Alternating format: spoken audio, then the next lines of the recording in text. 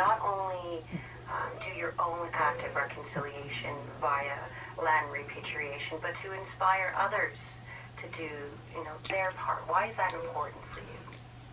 Well, I think a big part of it is that I've been inspired by other people, and I just think it's very important to acknowledge that when I entered the CBC studio here in Toronto, I saw the news about Gord Downey's death. It really, really hit me.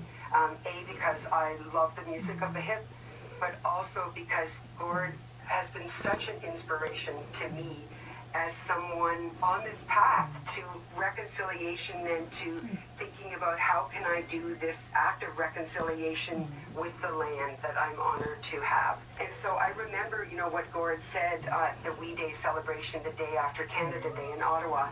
And I just found it so powerful when he talked about that, we had the past 150 years that were absolutely horrendous for Indigenous peoples. But we have the next 150 years to do it differently and to do it better.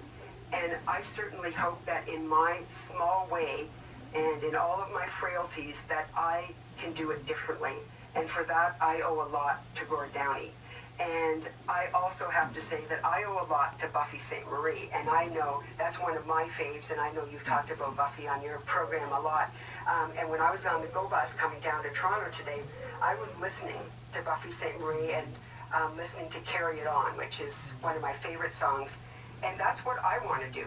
I want to carry this land on back to where it belongs. But anyway, that for me is what I want to do, as a settler. And I have both Buffy St. Marie and Gord Downey to thank. Thank you, Janice, for sharing this amazing story and this amazing gift. It's always very humbling for me to hear from our listeners that we've impacted them in some way. Well, and thank you very much for all the impact that you and Unreserved have had on me. And I hope that this might be an encouragement to other people to return the land. Janice Kyle is a secondary school teacher of world religions and philosophy. She lives in Peterborough, Ontario.